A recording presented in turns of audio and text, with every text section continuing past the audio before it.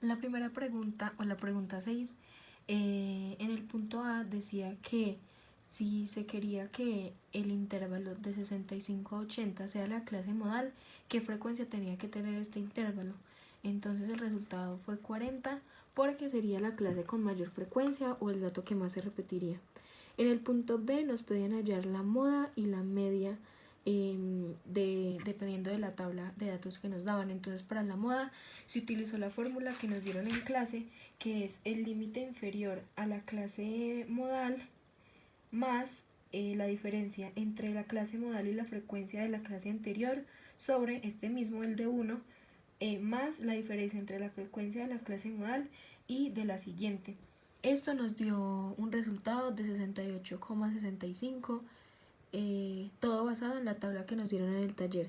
Y la mediana se hizo también con la fórmula que nos dieron en clase, que es el límite inferior de la clase mediana más el número de datos sobre 2 menos la frecuencia acumulada hasta la clase anterior a la clase mediana sobre la frecuencia del intervalo, y esto por la amplitud del intervalo. Acá se me olvidó decir que aquí también se multiplica por la amplitud del intervalo. Esto nos dio como resultado 66,62.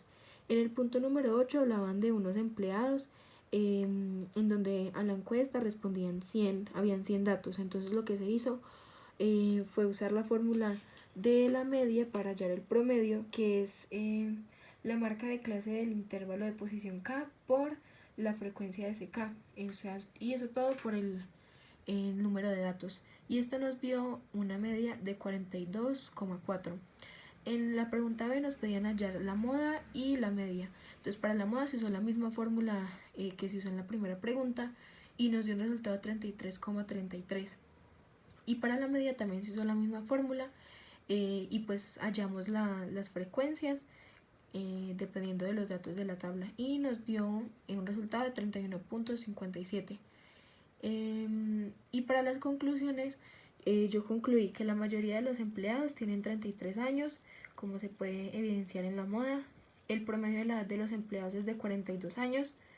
De la moda y la mediana se obtuvieron resultados cercanos, ya que acá dio 33,33 y aquí 31,57, son datos muy cercanos.